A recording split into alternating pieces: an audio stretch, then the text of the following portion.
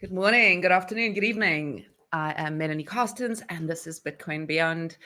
Welcome to Jakob, founder and CEO of Hermetica. Good to have you here today. Yeah, thanks for having me. Nice to meet you, Melanie. Yeah, nice to meet you too. I want to jump right in because I'm so excited. I've just been listening to an interview that you did with Jake, Blockchain Jake. Yes. And when you have these kind of, everybody's got a Bitcoin story, right? And it's like generally it ends with, and there was a light bulb moment, and I just knew. So I've kind of had all these questions going on. There's a lot of conflicting messages out there around Bitcoin. You've got people who talk about holding Bitcoin. You've got people who talk about building things to spend Bitcoin, and you've got a bunch of messages in between, right? You've got the story of DeFi on Bitcoin. What does that even mean? And I was listening to you speak, and you spoke about, now I'm from Africa, so I have firsthand experience of this, but your time in Africa and how the access just to the dollar and sending money easily, and that this is a lot about a system right now more than it is about the actual currency, and obviously very much about the dollar because we still measure things in dollar. So I just wanted to kick this off with this. For me, this was an incredible light bulb moment because I've never really understood stable coins. Why would we have synthetic stable coins? Why would we have crypto and stable coins? So I just kind of want to kick this off. I want you to just talk about that because I found it so interesting and so important because suddenly it was clear to me. Yeah. Let's talk about Yeah. stablecoin, Hermetica stablecoin first. Yeah. I mean, on a broad picture, stablecoins are important because, to put it simply, most fiat currencies really suck compared to stablecoins. Most fiat currencies are much worse than the dollar. The dollar is not great, but it's the cleanest shirt in the dirty laundry basket. That's a And so great analogy. a lot of people around the world really want to hold dollars because if you hold the Nigerian, I don't even know what it is, or some other third world country currency, you get, I mean, I have actually one of our engineers is Argentinian, and I was talking to him yesterday. Argentina saw over 100% inflation over the last 5 years. And I was talking to him and I was like, hey, how is inflation doing right now? And he was saying, oh, it's a lot better. It's only 40%. Yeah, that's crazy. We've got Zimbabwe, which is very close to us. And you're talking that people would have to take a bag of cash to buy like a few vegetables. A loaf of Yeah. bread would be a wad of money. Yeah, and So I think it's really hard to yeah. understand if you have never lived inflation. I have personally not really lived inflation, but I've studied it a lot. I've read history books and I thought through it. It's crippling because you don't know, the uncertainty is so high because if inflation starts, it also accelerates most of the time. So it starts very slowly, and then all of a sudden prices change like on a daily basis, and you get paid in money that is literally losing its value while you like moving it to your bank account.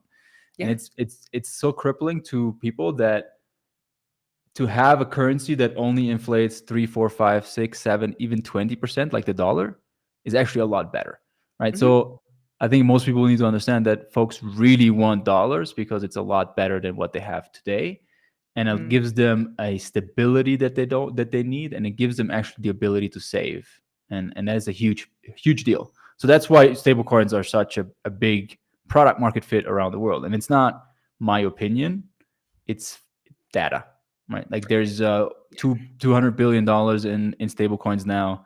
There's a lot of studies that show that it's being used all over the world for mainly savings, cross country payments, and really a financial system that is ground up. It's not dictated by the governments, which is really interesting, right? So it's like people actually adopting the dollar on their own because they want to.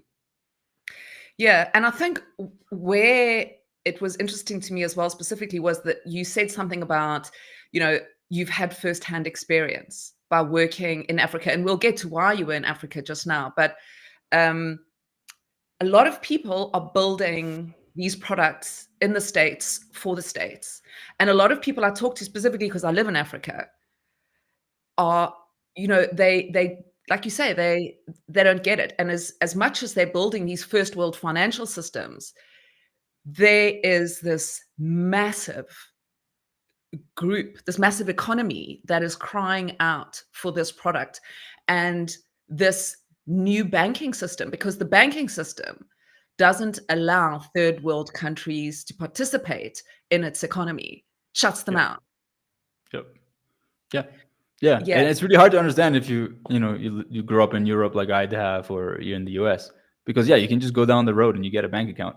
Yeah. But if you're in Africa, I mean, I don't want to generalize Africa as a huge continent, but most of African countries I've been to, and there's like a handful of them, it's literally impossible for folks to get a bank account. Like you can't. They don't give you a bank account. Yeah. And sorry. No, go ahead. And this is where they need it most, because a lot of people are nomadic workers. So, I mean, we talk about digital nomads as if it was something that was invented by tech, but here in Africa, this is what people do. They have their homeland, and then they have to travel to a different country to work, and then they send money back to their families. And this becomes an impossibility as well. They've got to wheel and deal through people that they know. One person they know has got a bank account who's then sending this money for all of them. They've got to trust it, and they have something else that's so interesting, which they call over here I live in Cape Town, a stokvel. It's in Southern Africa. I don't have experience of it and you might know, because I've traveled extensively in Africa, but I have an experience of the economy here in Southern Africa, right, where to save, because they can't have bank accounts and they do want to save, as you say, what they do is they have like a round robin, right? So we say we get 10 friends, and then everybody will give their leftover an amount, say, $20 to you this month. And then you will have a large sum of money to buy whatever you need to save up. And then next month, they'll all give $20 to somebody. So this kind of saving thing moves around. And that is one of the only ways that you can actually save, Interesting, like community savings. Yeah. Yeah, I mean, a lot of people buy cows or like other store of value items that are, fungible to some degree. But that's how a lot of people save, by buying stuff. Yeah. The other element, though, is that one is the banking system and the payments, but then is also about the control through the fiat currency, because the issuance and control of that currency oftentimes is actually not actually sovereign. Like in the countries I've been, it was more sub-Saharan Africa, like Burkina Faso, Benin, Ghana, etc. And their currency, which is the CFA, the franc CFA, the Central African franc, is actually controlled and issued to a large degree by the French central bank. And that is mind-blowing, right? In a world where we say that there is no colonialism. Like, one, they can't get a bank account, but two, the paper money that they hold in their hand is actually not controlled by their sovereign government. So that's when you realize the true meaning of becoming sovereign. Sovereign is a term we throw around.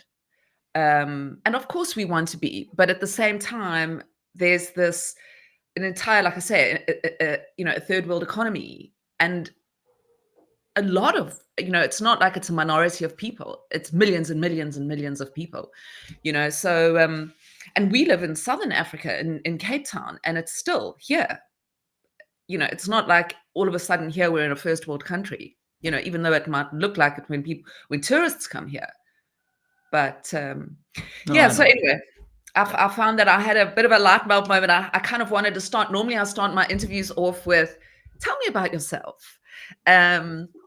But like I said, I came across this interview when I was trying to deep dive you on Google and found nothing except some an art historian and a writer. They have the same name. Yeah. Yeah. I've been off the internet for a little bit. But yeah, I mean, that there's actually some things about me, I think, from way past. But yeah, I appreciate your perspective on the South African side. I've never been to South Africa, but I'm sure there's a lot of interesting things to learn about how money, like what you shared about how money is being treated, that if it's not sovereign, and that's why we need Bitcoin, right? That That's was right. my. Well, here in gosh, I think it was a year or more ago, our main supermarket started accepting Bitcoin payments, and we in our townships, what we call townships, which is kind of shanty houses built, and I mean they're massive. They go for kilometers or miles of tin shacks. Slums. Yeah, I guess what you would call it there. We call it sort of townships here. And there are economies developing there because they can actually, there's some form of money that they can transact with, that they don't have to walk around with cash because it's not safe. It's not safe to walk around with cash because everybody knows that everybody's got cash. So on the 25th of every month or whenever, or on every Friday, it's like a free for all. You just got to like wait for the bus to come in, and it's literally like the bus coming in and not your ship. So I think there's a huge market here. And I'm excited to kind of see, living here. It was one of the main reasons why I came to Bitcoin, besides the music and art side, was because I really feel like there's a huge opportunity here to grow and build, So yeah, it was very interesting. I feel like I finally understand stable coins 5 years into crypto. Yeah, So yeah. I think it's under misunderstood by Bitcoiners. I also think that using Bitcoin for payments is actually, we're too early for that, and it's actually not the primary yes, use case for Bitcoin at the moment. It that's might be in the another future. thing I heard you say, which I loved, because we're in the like little squirrels. We've got to be saving our acorns, because that's only coming in the future when this thing has expanded and its value has expanded. Because that's another thing I've not quite understood is like DeFi on Bitcoin, right? I don't want to, yes, I want yield on my Bitcoin, but I don't want to spend it, and I don't want to play with it. I just want to keep it safe for now. Yeah, So I loved what you said there as well. It is the rails need to come, but only for the future. Right now, it's actually building the system that it's all going to right. run on, right? Yeah, I mean, also the main use case and what its purpose built as a technology, Bitcoin is a savings asset. It's not a spending asset because nobody wants to spend it, and it's Yeah. not. The price is way too volatile for it to be a good spending asset, and it's also slow. Obviously, that's changing with the rails that are coming online, but it's like it's like a subpar technology for payments. It's really Yeah. not good. I've done a bunch of Bitcoin payments. I've been in the space for like almost 10 years now, and it's much better to send stable coins because there's no volatility, and it's the unit of account already, right? And Bitcoin is not. So I think that payments are interesting, and they will happen when we are at a full Bitcoin adoption, hyper Bitcoinization, which I believe will happen in the next 10, 20, 30 years.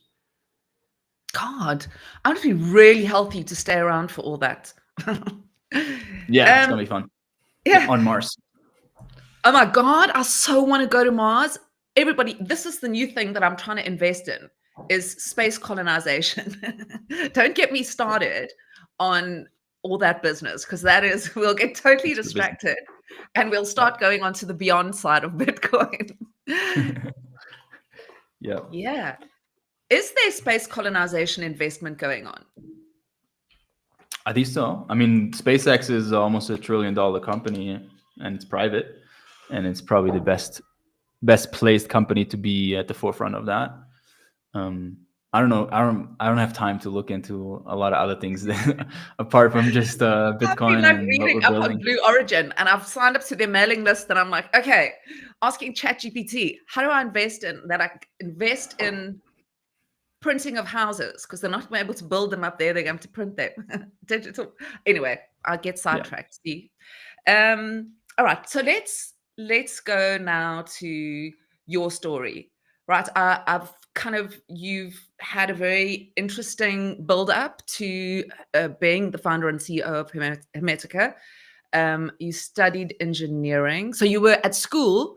Apparently, you were kind of like in your teens, online, buying and selling, I think, headbands, I heard.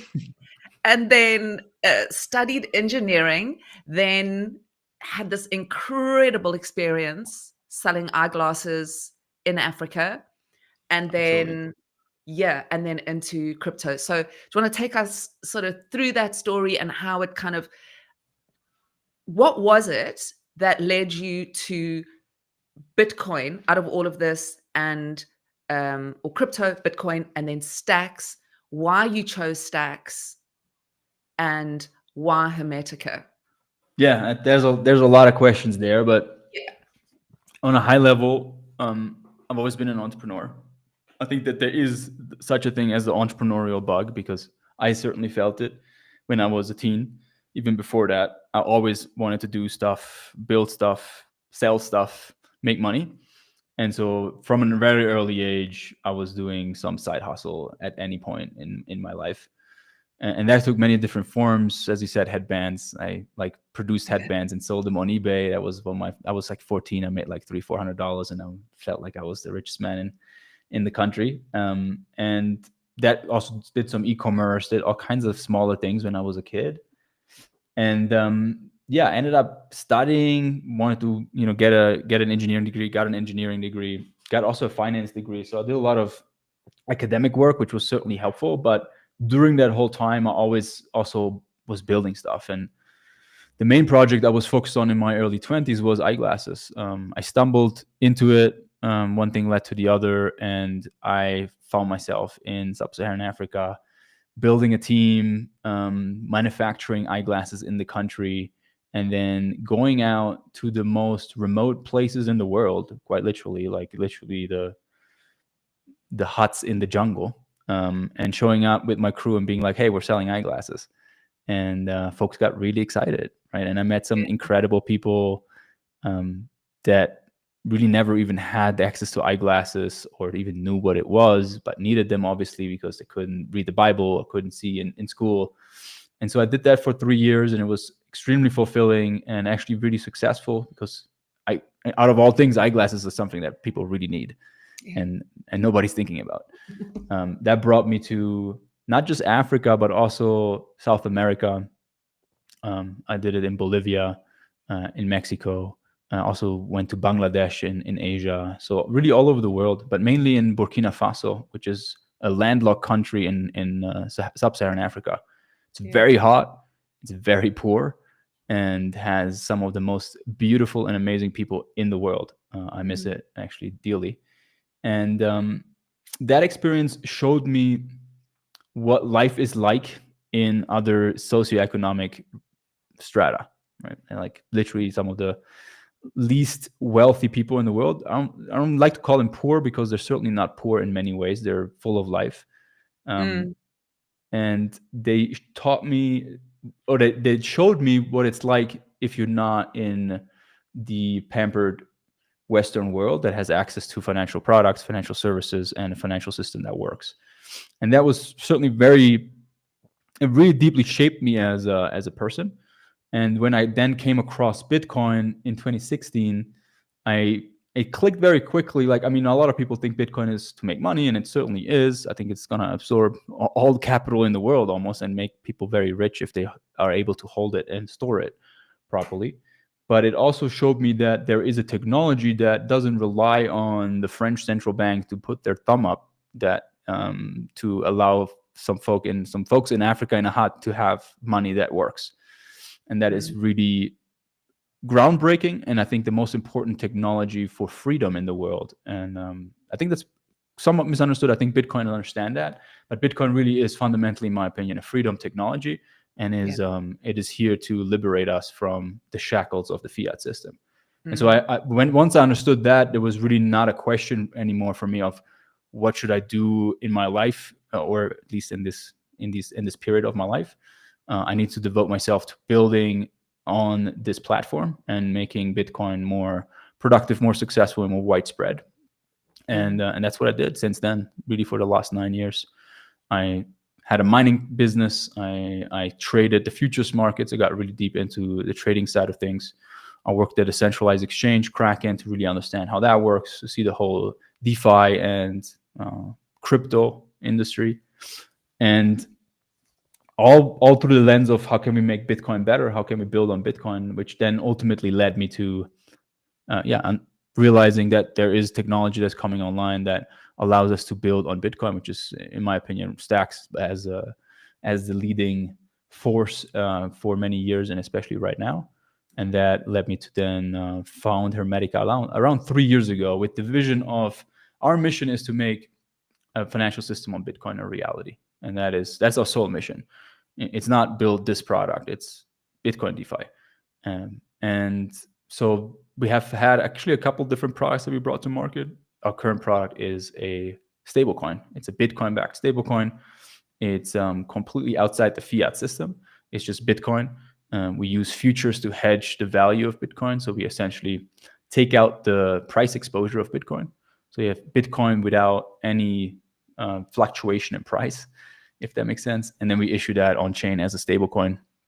And then there's a yield component to it. Since we're short the futures markets, we're actually collecting funding rates, which is what shorts and what long people that want to go long Bitcoin pay to shorts. And we collect that funding rate and pass it to our users. So you can stake the stablecoin and earn very significant yield. Has been like 16% since launch around 9 months ago. And yeah, that's our current product. But there's a lot more that we have in the works, and a lot more that we need to do to make the mission come into reality. So much I want to ask you. Okay. Just take it a step back there, talking about what or how the stable coin works. Okay. So you're saying that there's no risk in the Bitcoin. How does that work? How does it work? You said like hedge or whatever. I'm not like a DeFi person at all. So I want to explain it for people who are listening that aren't DeFi people, because I also want to learn, So if I understand it, then there's people that are watching that are going to understand it. I'll do my best. So it doesn't have to be a lesson, just a kind of a quick, I catch on like quick. a high level. So there's something called the futures markets, and futures are derivatives products. They're essentially contracts that allow you to buy and sell Bitcoin without actually exchanging Bitcoin. Sounds a little weird, but it's like I can send you a futures contract and I'm going to sell you Bitcoin right now in the form of paper, and we settle it later. So I sell you. So it's kind of like having two Excel spreadsheets, and I say I've got this today, and then I've got that tomorrow, and it just keeps going. Yeah, exactly. It's an agreement. It's not the actual physical Bitcoin. Got you.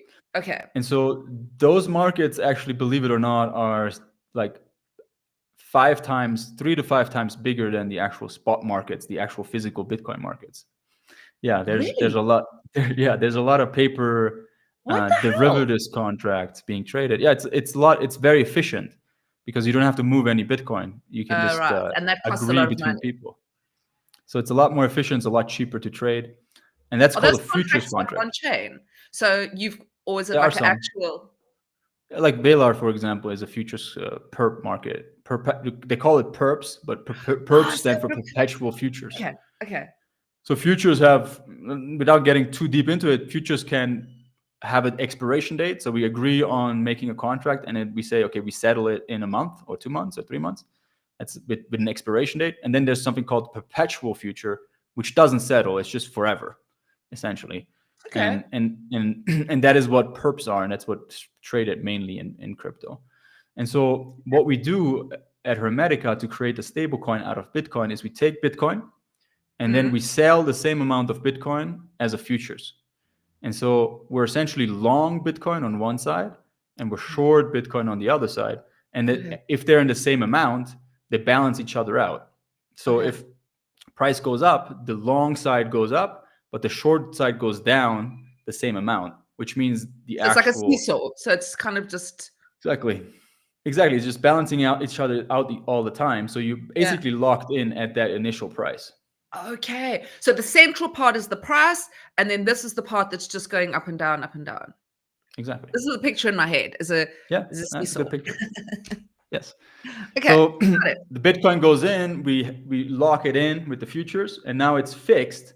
No matter where the price goes, the value in dollar terms is always the same. And then we can take that dollar Okay. value and issue it on chain as a As a stable. stable coin.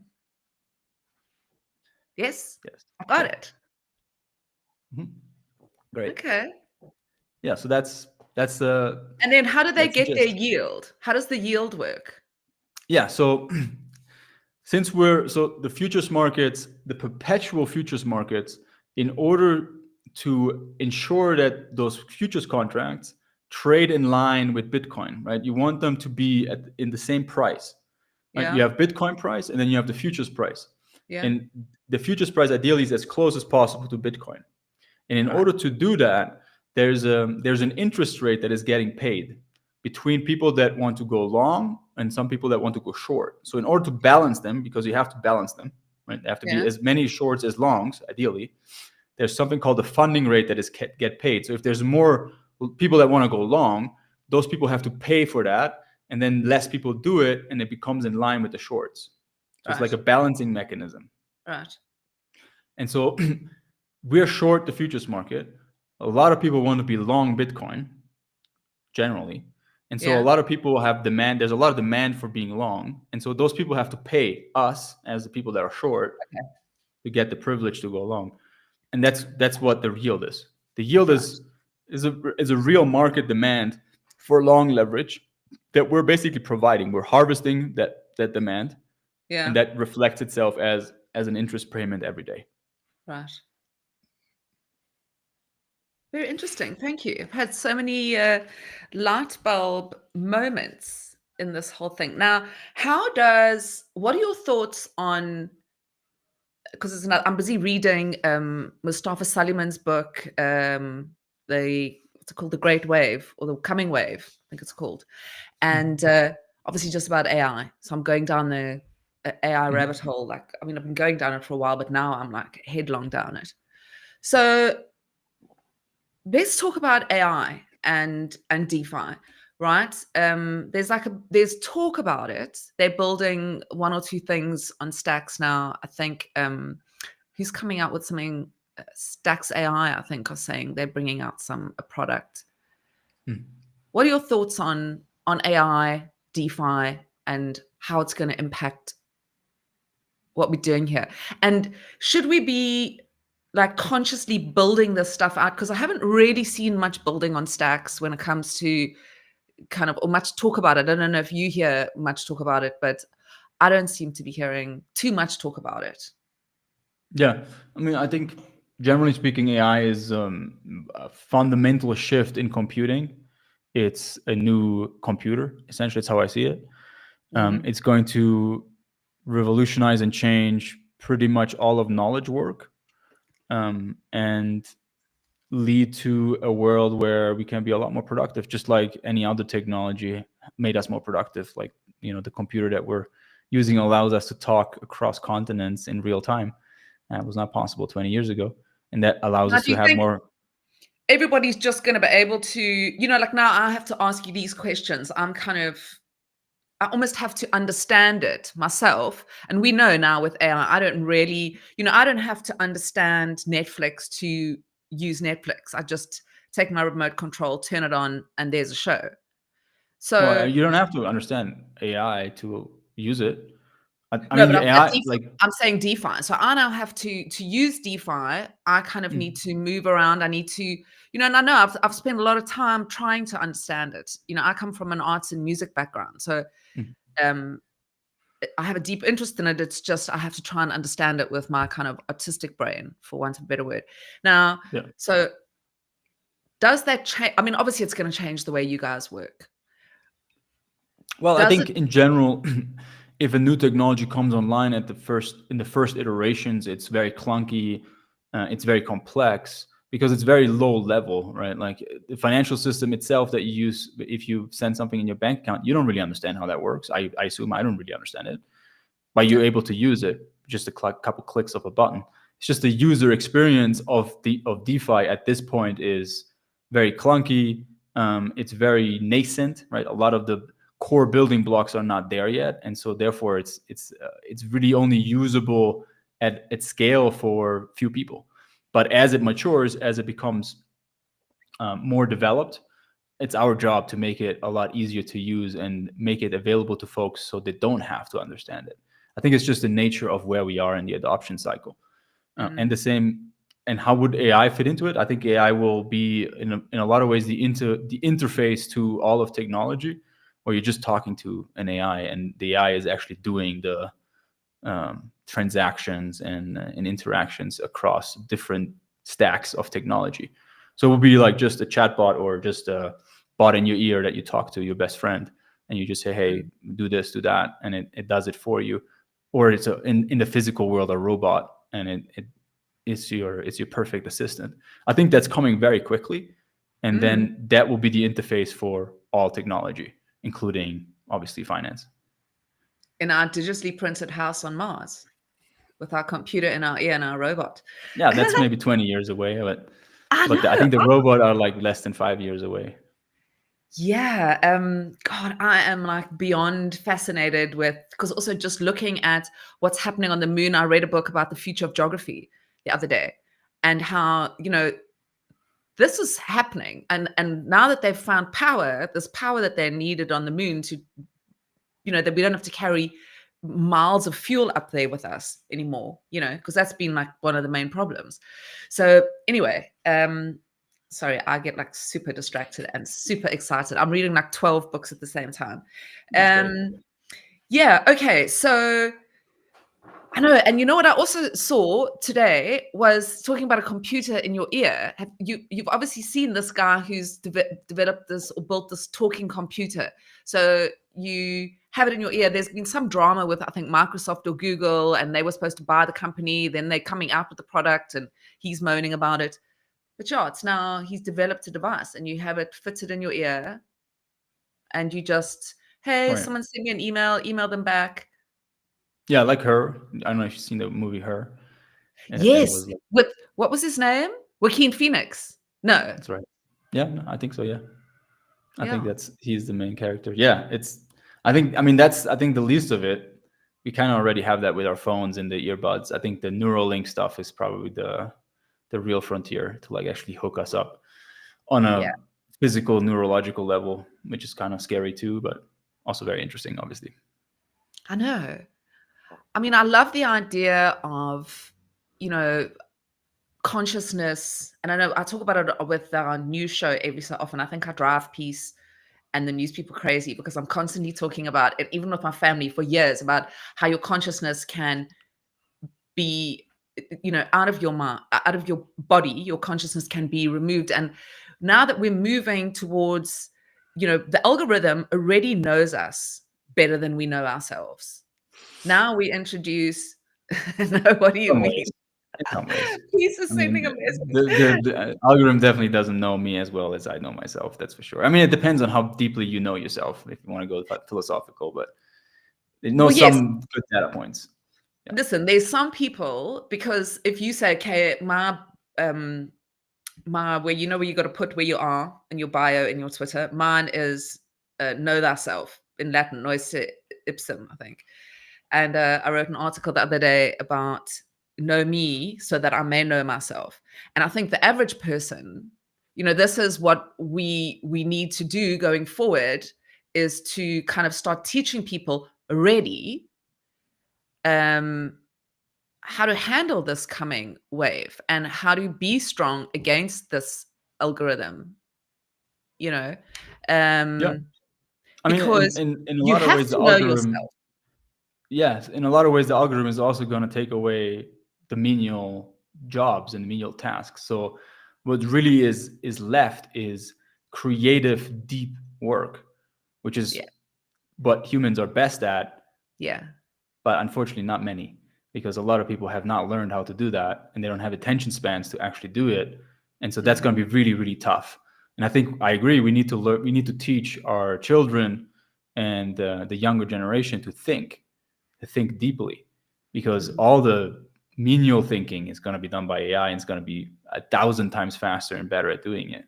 But the creative thinking, I mean, as a musician, as an artist, this, like the muse is not in an AI. The muse comes from the ethereal world and can't be replicated in technology.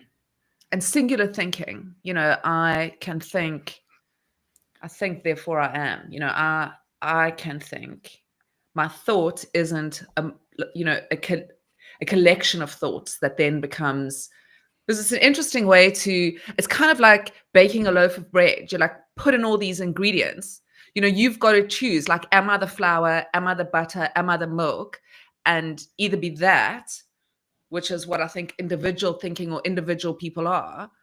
But then you can.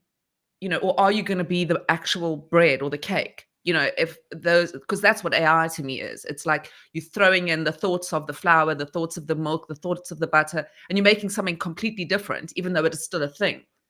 I mean, that's a bit of an esoteric way of explaining it, but it's like a jumbled thought, even though it's still a thing. What comes out of AI when you ask it a question is not your thought.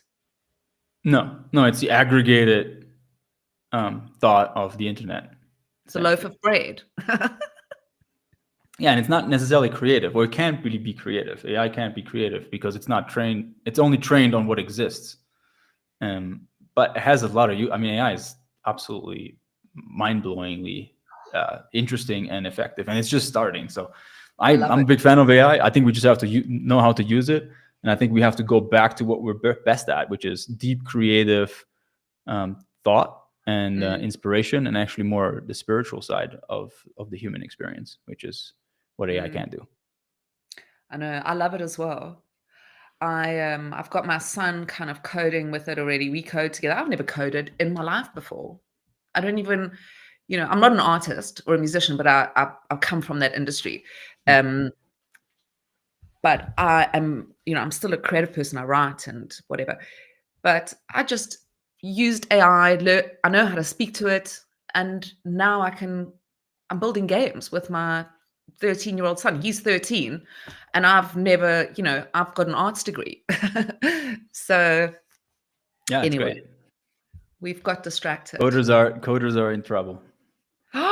Listen, I think coders are the new rock stars. I keep saying I'm married to a musician, and I'm like, sorry for you. You're old news. It's coders that are like killing it right now. But again, they're also in trouble. AI is taking that, or let's say like this: AI is taking away any entry-level coding position, essentially. Yeah. Because you can do it with AI a lot cheaper, a lot faster, a lot better, actually. And what was going to be left is the 10x, 100x coders, the best coders in the world, leveraging AI and being like supercharged. Yeah. That's what we're doing in our company. Right. Yeah. And also, like, don't you think then building the like front end of the game, like the creative side of what the code can code it? But well, I mean, at this point, I wouldn't use AI for any meaningful back-end systems that move money or have very critical business logic.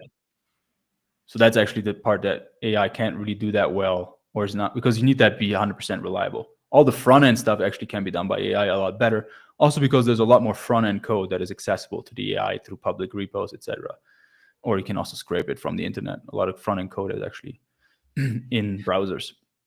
Would you ever trust AI to move your money? I mean, no matter, because surely, but what about like hackers, and what about like bad AI, Well, like, AI is just replacing humans, right? And if it can be better than humans at writing code, which I think it can, and because it can ingest all code and all experiences from code, including any security-related experiences, it can write code and manage code and DevOps in a way that probably is better than humans at some point. We're not there yet. I don't know when it's going to happen, but at some point that technology matures and becomes better. We're like still in year 2 of AI, right? Like when was it? 2024, right? No, what was it? No, 2023. 23. I think. Yeah, October 2023 is when ChatGPT launched. That's when I started using it. Yeah. So it's like even 2 years, a year and a half. It's already everywhere. And I mean, if I think how first I was using it like 3 times a month, now I'm like 12 times a day. Yeah. Every hour I'm asking it something. Yeah, and it's getting better every month. Like there's a new model coming out. I know. So yeah, in 10 years, it's gonna be ubiquitous. I can't even. That just blows my mind. I like to think deep into the future, but like I have to put AI in a special little box. Yeah, I have to go so you will enjoy this. There's this article called AI 2027. AI 2027. I'll send it to you. It's written by a researcher that left OpenAI, and he predicted ChatGPT, I think in 2014. In 2020, he predicted ChatGPT. And then he left OpenAI, and they wanted to bribe him to not say anything about what's going on. And he said, no, thank you. And he wrote this prediction of AI for the next 2 years until 2027. And it's absolutely bonkers. I love it. Yeah, it's like really AI creating its own robot factories in 2 years. Yeah. I mean, I don't know if it's gonna happen that way or even remotely close to it, but it's definitely an interesting read. That's crazy. I mean, my husband, myself, I mean, I started a company that manages specifically around my husband. My husband is a well-known musician and fine artist, and he has an assistant. I sort of manage a team of people.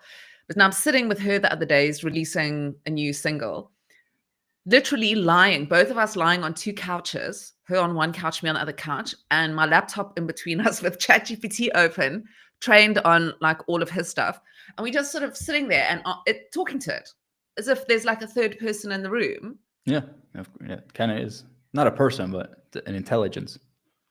An intelligence. There's a difference there. Yeah, it's an intelligence. It's like it's a cyber being that has a lot of information and can synthesize it and regurgitate it and structure it in a way that is very useful. But it's not a person.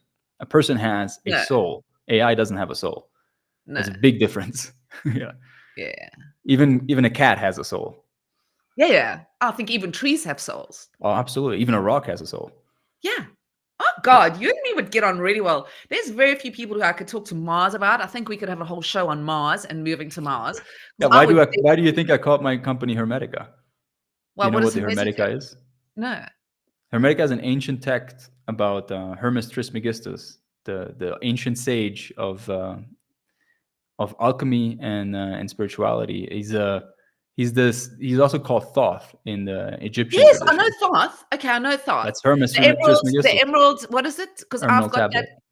Yes. Okay, I do know that. Really? Yeah. So that's Hermetica is the book of Thoth. I want to write it down because I'm going to Google it. Hermetic. I know. Yeah, put in Hermetica. Hermetica is a text. It's an ancient text. Oh, is it? Yes. It's the text of Hermes Trismegistus, which is Thoth, which is the father of science and technology. So he's said to be the god that brought science and technology from the gods to the planet Earth. So he's the messenger god. So he's an alien that came to the planet Earth to bring us higher knowledge. He's the father of geometry, the father of math, the father of science, because that's what he taught us. That, right? He taught the human race, and that propagated, and that is now what we call science, and what now is AI. So he's the father of all of that. But he was a spiritual being. See, I love all that stuff. I love the idea that, there wasn't just like an amoeba here and then it grew and grew and grew and then there were people. That's like the dullest thing I've ever heard in my whole life. Yeah, I know.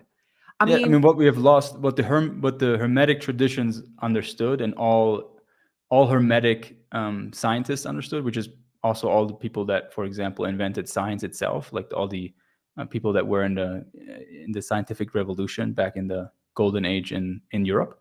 Yeah. They all were Hermeticists.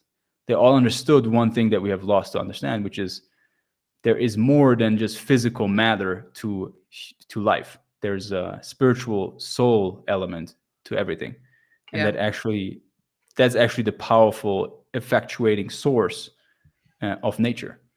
Like nature is not just atoms colliding. There's more to it. I mean, it couldn't possibly be. No, it doesn't make sense. No.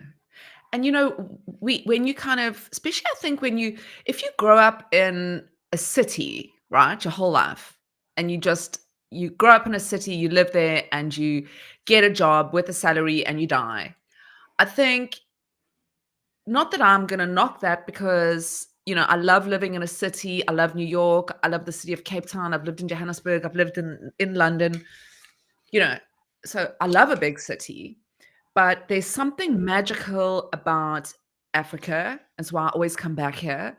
And you can go, we'll go on a holiday and we will stay within walking distance camp, to the caves, these original kind of rock art. And you look at rock art. I mean, I love Graham Hancock, and I think it's because of that, and the extraordinary,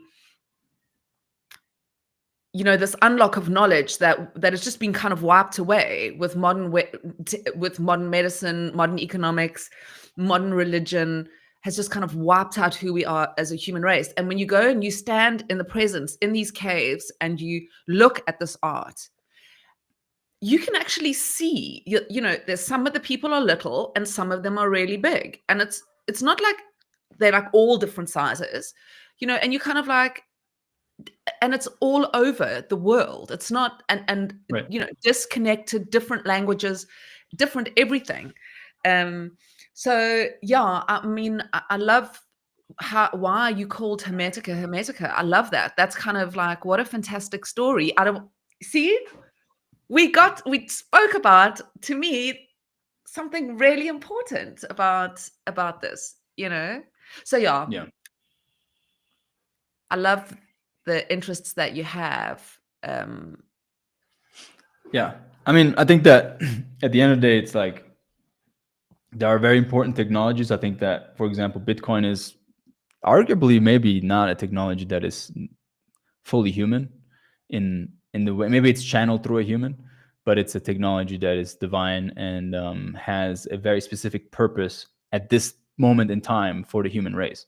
Mhm. That's why I'm devoted to it. I don't think this is not a job. This is like a mission. Like, this is a technology that fundamentally changes the way that humans interact with each other and can lead to a compounding effect into the future of what freedom really means.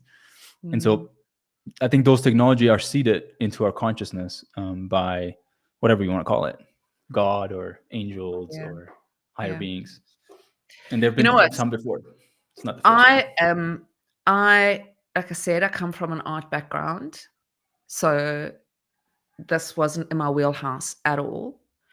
And I had this experience. I had a vaccine injury, and I was on the hospital bed. I had a near-death experience. I left my body, and I came back in, and my husband even says it was like the old Mel was left there in that room, and like I came back with this weird download. It's like I had a mission, and it was, I understood what it was. It was so weird. I just 10-minute warning. I woke up and I was like, I read the Sovereign Individual, I read the Bitcoin Standard, I read the white paper, and I can have these conversations. I still kind of struggle through them every now and then, because it's hard for me to articulate what's kind of in my head. But exactly how you say it, it's like become like a mission for me, where I feel like I look at people who can't understand it, and I'm very it's not like I judge anybody, because it's, but it's kind of like, that's cool, but I'm not going to be swayed or because a lot of people are like, what do? You haven't made money in 4 years. What are you doing? Is it people like laugh at me when I say I've got a job, but to me it is. You don't have to be paid to have a job. Yeah, everybody has their understanding and their role to play. I think that yours might be to like spread the message and get deep on the specific topic, and obviously not everybody understands that. All right, well, let's sort of bring it back to, we got like super waylaid, well, not waylaid, whatever it is, around the Marbury Bend. Let's bring it back to Hermetica and Stacks. We've only got 10 minutes left. Okay, so great news about Xverse I saw on your Twitter and OnRamper. So much easier to buy and sell inside Xverse, right? So that's going to make it more exciting. Because also, I kind of tried to figure out the other day, I tried to get some USDh, and because I wanted to try all that out, and it was quite hard. Like I have to link a MetaMask, and then I saw you tweeted a thing that was MetaMask and then just two little eyeballs. So I'm figuring by putting all of that together that there's something coming that's going to make this a whole lot easier. Absolutely. Is there something else we're allowed to say? Have you said anything publicly? Well, yeah, I mean, I think I said this on Twitter that we are working on making acquiring and spending, for that matter, or selling USDh a lot easier. Right now, you need to be on Stacks or you need to be on Bitcoin, and then you can trade in and out of it. But if you are on other chains, you, for example, have USDC on Ethereum or Solana, it's really hard to go from that into actually owning USDh. And we're going to make that a lot easier by you can actually just come with your MetaMask wallet and then go from those chains to USDh in a very streamlined user experience, all in our app. It's probably coming in the next 2 weeks, and hopefully it's going to make it easier. So will you be using MetaMask for this entire all the transactions, or with just multiple one side? Yeah, it would be like you have to bring your Ethereum assets into Stacks, so it would still be a Stacks or a Bitcoin wallet like Xverse and Ledger, but you would connect both, and then you can do an Ethereum transaction, and then you receive USDh on Stacks. Wow, that's very cool. So it's going to make it a lot easier for somebody like me who, because I was nervous to do it because it just was too complicated. It just felt too complicated for me. I was, nervous to try it out. But all right, I'll try it out now. You can try it out and then let me know if it's still too complicated, and then we can even make it even easier, hopefully. Yeah, amazing. All right, cool. And then, all right. Obviously, we've got the SIP. I wanted to talk to you a little bit about the SIP because, that's super exciting. So I think let's just have a quick sort of final word on the SIP. What does it mean for you guys? It's super exciting. I saw you said you're voting yes. I'm voting yes. It's like just such an exciting time for Stacks. So yeah, I think the SIP is very important. I voted yesterday. I think it opened yesterday, and you can already vote for the next 18, 19 days. And what the SIP does is essentially creates a endowment, a treasury that can be deployed by the Stacks core entities that allows to more effective funding of the right projects and the right initiatives. What we have in Stacks is a lot of really great technology, a lot of really good builders that are really mission driven and here for the right reasons, I think, and also have been here for years and years with very little support. And what the SIP is doing, it's giving the right people the funds to then put essentially fuel to the fire. That's how I see it, and accelerate the adoption of protocols and assets on Stacks.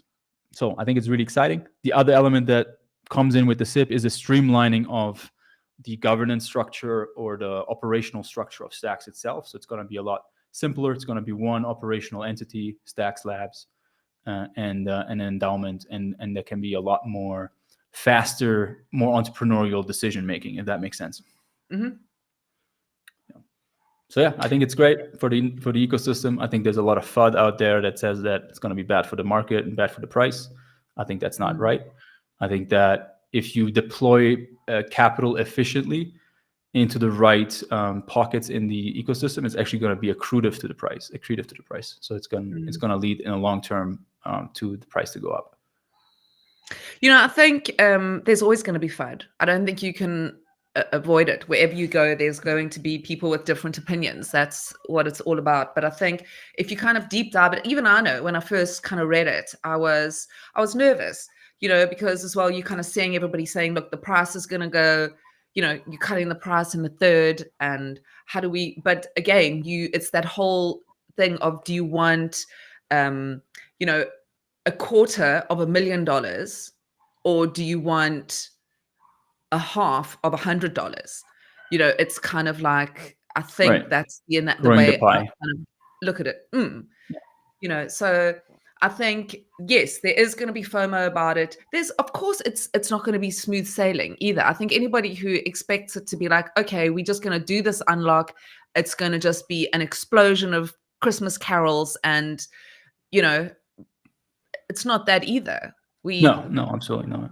It's But it's it's still justified. it still requires hard work and dedication and time and doing the right things and making the right decisions, but it allows for more firepower to put into the right places. And I think we also know there's been, you know, hasn't been a lot of money for, you know, we've had builders here for sort of 3-4 years building. We know who those people are. It's a small ecosystem. It's a small community. It's not like we're suddenly going to be throwing money at random projects. You know, it's a very core group of people who know each other, and we know what we need. Yeah, and the main focus for, I think, the first period at least is DeFi. I think that we all have understood that Bitcoin's first use case is as a financial asset. Surprise, surprise. And a financial asset needs financial rails and financial products and services around it. And that's what DeFi is at the end of the day. And so there's going to be a lot of focus on making Stacks DeFi bigger, better, more liquid, more sustainable. And so that's the first one. And then obviously there's other use cases as well that can be funded through those endowment. Yeah, that took me a while actually to realize, because like I said, I come from an arts background, and it was frustrating for me not to see that much growth when it comes to the arts on Stacks. But I've definitely come to understand, and it's kind of obvious really in retrospect, that you can't do anything without the right rails and without money moving properly, and without capital and without community or people, you know, a large amount of. So yeah, I'm excited about it. You know, I'm learning more and more about it, and I'm super excited to watch it grow. But yeah, so thank you. Is there anything else that I've kind of left out? Is there anything else you'd like to mention? No, thanks for having me. It was a pleasure to connect. And I would say, you know, anybody that hasn't used Hermetica yet, come to our app, hermetica.fi, and just check it out and play around with it. Get some USDh, stake it. You see the daily yields come in on our portfolio page, and let us know what you think. We're always here we're really building for the community and want to know what everybody wants to have once they are using the product. So yeah, thanks so much. Yeah, I'm definitely going to be trying it out. I'm going to wait for 2 weeks, and I'm going to see if I can, you know, because like I said, I'm not as good, but I definitely want to give it a go because I'm excited about it. You know, I'm starting to really understand stablecoins and what it means for what you can do with your money, you know. So yeah, thank you for joining me. Thank you for kind of humoring a lot more of the beyond side to the Bitcoin side, but it really was a pleasure to talk to you. And thank you for coming on the show. All right, guys, thank you very much for joining us today. I'm Melanie Carstens. I'm your host. This was Bitcoin and Beyond. We're here every Thursday, 12 p.m. ET. Thank you to Peace Love from Deorganized Media. Thank you to Bitcoin Live DB. Peace out. We'll see you next week, Thursday, same time, same place. Bye. Bye-bye. Bye.